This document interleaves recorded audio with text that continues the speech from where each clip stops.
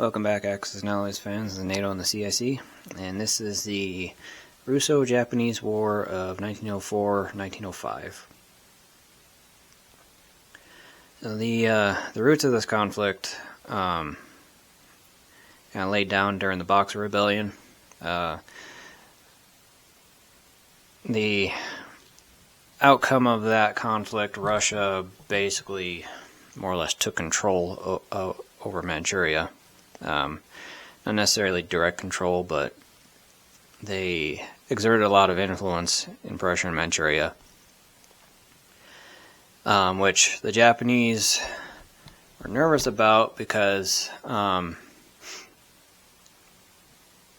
were worried about Russia expanding that influence into Korea, and also Japan wanted to expand into Manchuria itself, or at least exert influence over it. The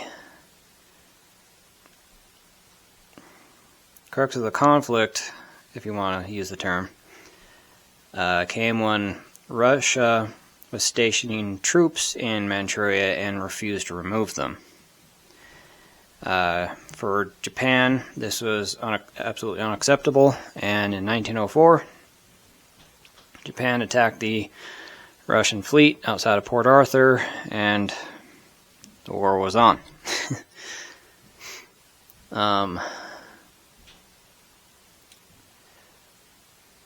There is a technology for Japan in this game.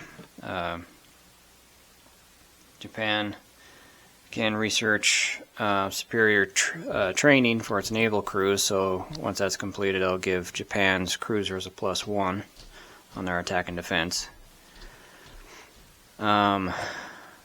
The objectives: Japan. Objectives are Port Arthur and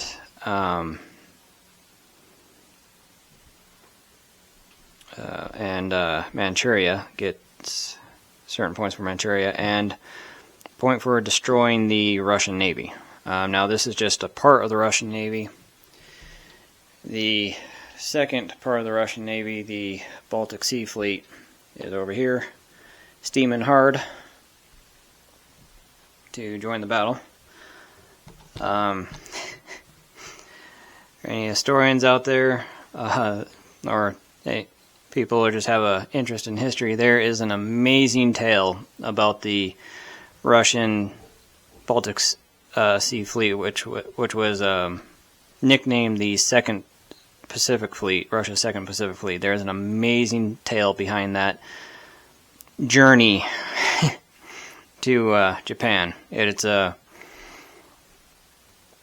outlandish and unbelievable, and it's 100% true. Some of the crazy things happen in that journey. But anyways, Russia, its goal is hold Port Arthur, Korea, defeat the Japanese Navy. It's a short war, is about a year, give or take. So it's in this it's only 4 turns, so short war. Quick war, and because it's only 4 turns, we'll be doing a update after every turn. So we'll do the first round and see where everyone's at. See you then. Alright, so after the first round, Japan, they production-wise, they laid down the keel for a new cruiser, and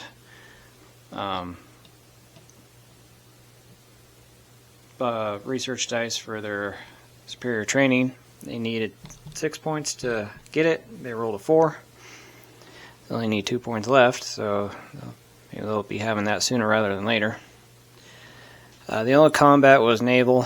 Japanese fleet came down, attacked the Russian Pacific Fleet. 4 Japanese cruisers versus 3 Russian cruisers. Japan did really well, came out on top, destroyed all 3 Russian cruisers with only 1 loss of their own. And then Japan just moved into Korea to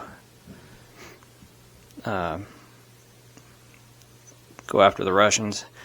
They could have landed in Port Arthur, but Port Arthur has a coastal gun, so Japan is landing in Korea to approach Port Arthur from the land side,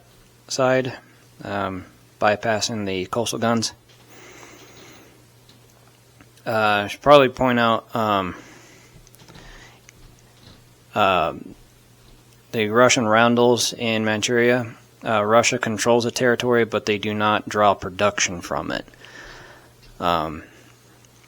It's just mostly to designate the area that Japan and Russia can fight. So, like, Japan couldn't land over here in Anhui, and then come around this way, or couldn't land in Beijing, come this way. They had to stay within basically the old Boxer Rebellion territory, both Japan and Russia. So I just put those down to designate where they can operate and who is controlling the territory, because both Japan and Russia have victory points depending on which Manchurian territories they control. So that's all that is. So Russia controls the territory but does not draw production from it.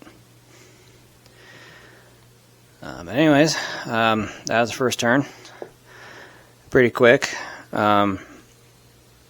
Russia, and what they did is they just started moving stuff down to the front.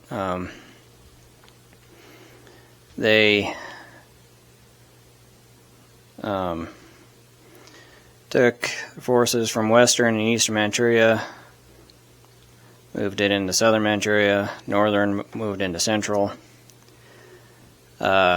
They railed an infantry and artillery from St. Petersburg, railed it all the way down, had to drop off the infantry here in Chita because rail capacity drops to 1. So had to they dropped off the infantry, and they had the artillery continue down. Unfortunately, the rail line stops at Julin. The rail line does not go all the way into Port Arthur. And then Russia just moving everything east. They put down a militia in Port Arthur. So that's going to be the kind of the balance of Russia has the higher production, and with Japan investing in a cruiser and its technology, Japan's production is really halved. Russia has a production of 19, Japan has a production of 12. But between putting down another cruiser and the technology, two things Japan really should do. Japan's production is really 6 versus Russia's 19. But Japan's factory is right here, right next door to the front. Russia's factories are all the way down here. So while Russia is more powerfully economically and militarily, at least land army, it has a much greater distance to go to get to the front than Japan. So that means even though Japan has a lower production and a smaller army, because of its shorter lines of communication, it can achieve local superiority. So that was kind of Japan's strategy, is just go aggressive straight out of the gate, destroy this Russian fleet before it can link up with the rest of the fleet, and then land as much forces on the mainland as they can to set up that local superiority, because it's going, and take advantage of it while they can, because it's going to take a couple turns for Russia to get across the board. So that was the first turn. We'll come back with the recap of the second turn. Alright, we got the second round done, and Japan made its second installment on the cruiser. It takes 3 turns to build a cruiser. They completed their superior training for their naval crew, so Japanese cruisers will be hitting at a 4 now instead of at a 3. And see, Japan moved out from Korea and attacked the Russian forces in Jilin, however you pronounce it, and took it. Instead of going after Port Arthur,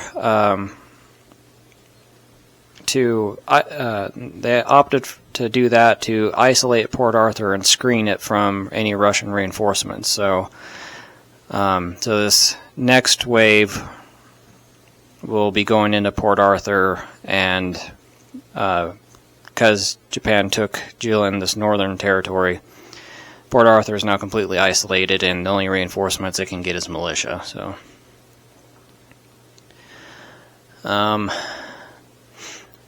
Russia thought about attacking Japanese forces this turn, but at the moment they only would have had they only had 2 units, so they'd be outnumbered, and it was just 2 infantry right here. So they thought about attacking, but Russia opted not to, because they'd be outnumbered and outfirepowered. So they had 2 infantry hitting at a 1 versus an infantry hitting at a 2 and 2 artillery hitting at a 3. So outnumbered and outgunned, Russia decided to just wait and build up more mass before attacking, because that would have been essentially suicide. The Russian Baltic Sea Fleet is getting ever closer.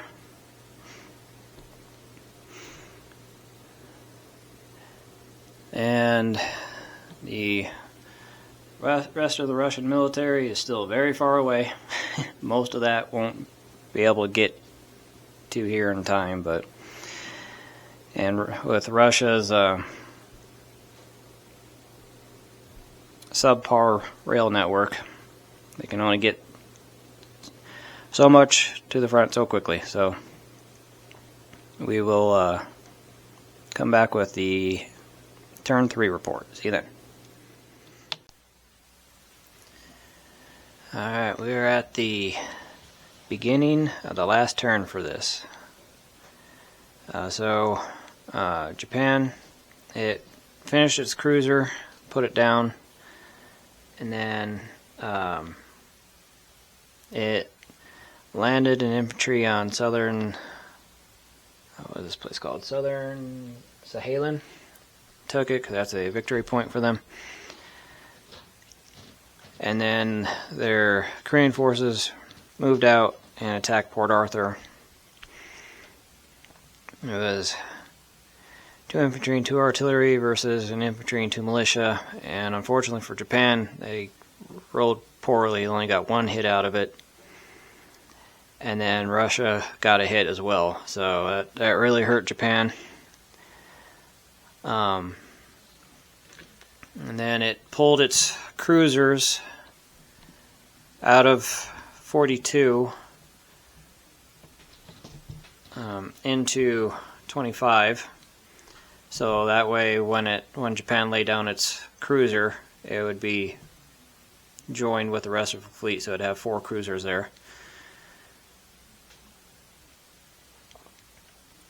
And then just reinforced Korea, and that move with the fleet turned out to be prudent because the Russian Baltic Fleet attacked, and even though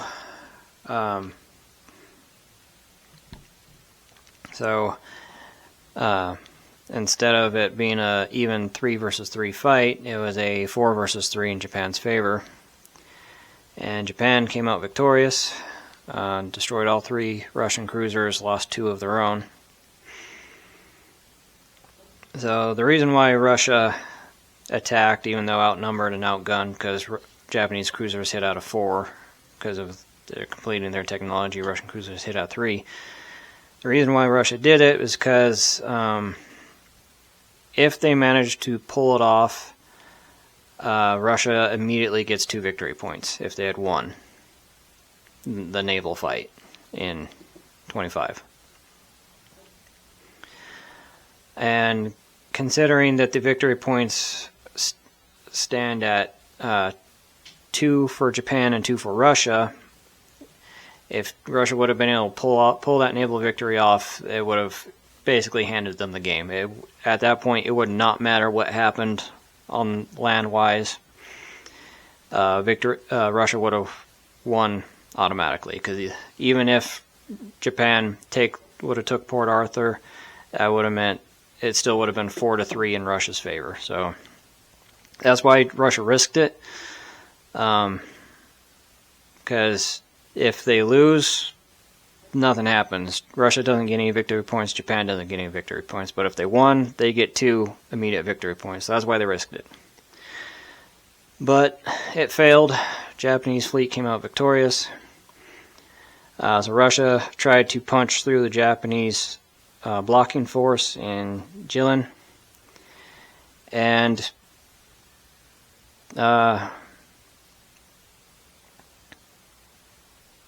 got a hit in, but lost 2 of their own, so they were unable to punch through the blocking force. So unfortunately, it means no reinforcements for Port Arthur.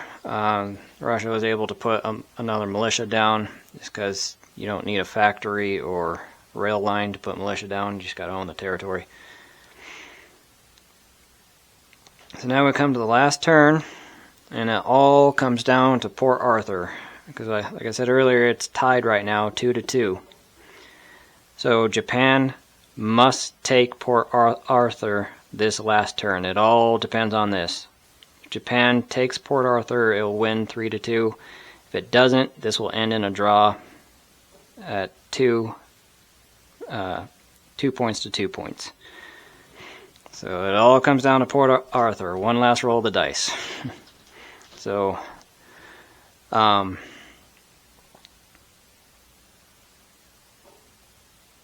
although Japan does now have an option that was not really open to them now previously, because Japan now has no naval threat to it, it can board all this up onto transports and run the guns, the coastal guns, because it has 2 cruisers left over to screen. So